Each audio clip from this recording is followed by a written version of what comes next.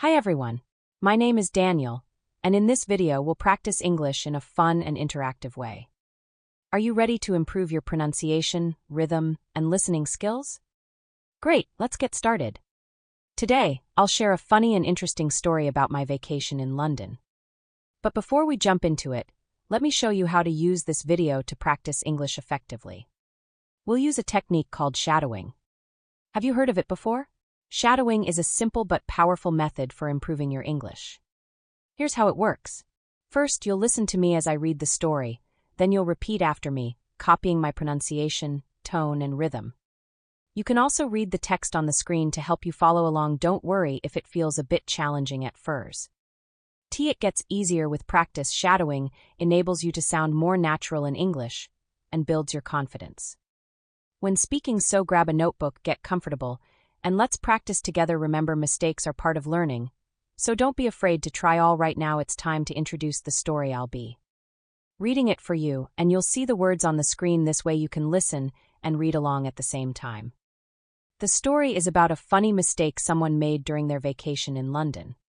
I'll be reading this story that I've transcribed for you, and I'll do it clearly and naturally, so you can easily follow along. Pay attention to the words and phrases. I use it because we'll review them together later. I promise you will learn a lot along the way. Now let's dive into the story. I arrived in London this week. It was my first time in the city, and I was so excited.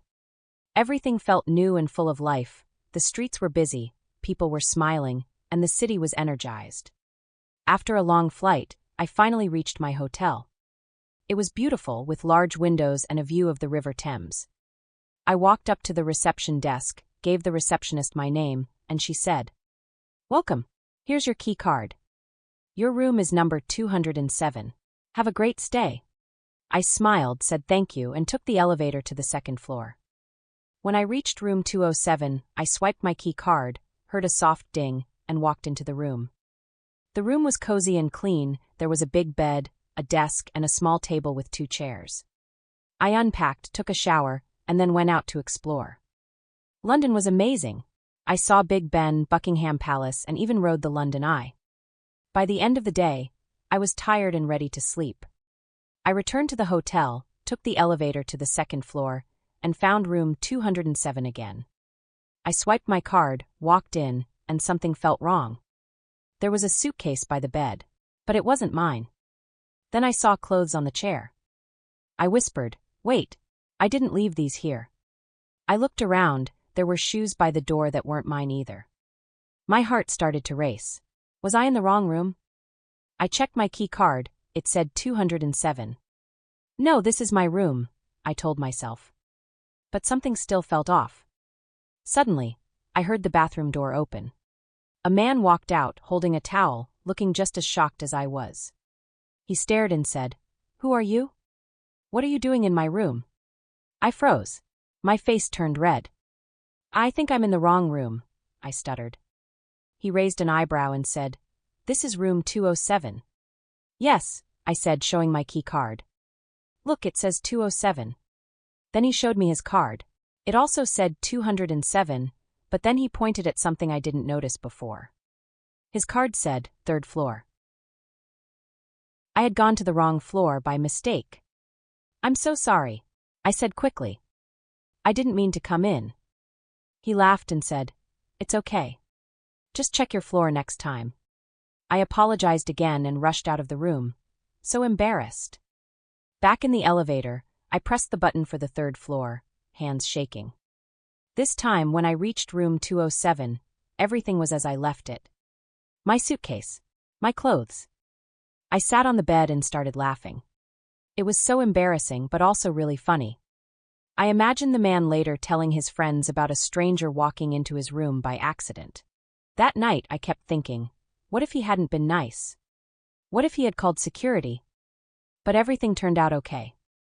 And I learned an important lesson. Always check your room and floor. The next morning, I saw the same man in the hotel lobby. He smiled and waved. "Hi, room 207. I laughed and said, "Thanks for not calling security on me." We both laughed, and I realized this mistake made my trip even more memorable. Now, every time I check into a hotel, I double-check the floor and room number. No matter how careful I am, I'll always remember that funny adventure in London. So what's the lesson here? We all make mistakes, whether we're traveling or learning English. And that's okay. Mistakes help us grow, learn, and even laugh. Instead of being embarrassed, I chose to learn from it and share it with you. Here are some helpful phrases from today's story. I think I'm in the wrong room. Use this when you realize you've made a mistake. I'm so sorry. A polite way to apologize. What are you doing here? A question you might hear if someone is surprised. Vocabulary for hotel stays. Key card, the card used to open your hotel door. Floor, the level of the building. Hallway, the long corridor with hotel rooms. Phrases for polite conversations. Don't worry about it. Mistakes happen. Have a nice stay. Let's practice some together. Repeat after me. I think I'm in the wrong room. I'm so sorry. Don't worry about it. Mistakes happen. Key card. Hallway. Great job. Thank you so much for practicing with me today. I hope you enjoyed the story and learned something useful. Remember, you can watch this video as many times as you like. The more you practice, the more confident and natural your English will sound. If you found this helpful, give it a thumbs up and share it with a friend. And don't forget to subscribe for more fun and practical English lessons. Before we go, remember this. Mistakes are a natural part of learning, not just English, but life too. Don't be afraid to make them. Laugh about them, learn from them, and keep going. See you in the next video, and as always, happy learning.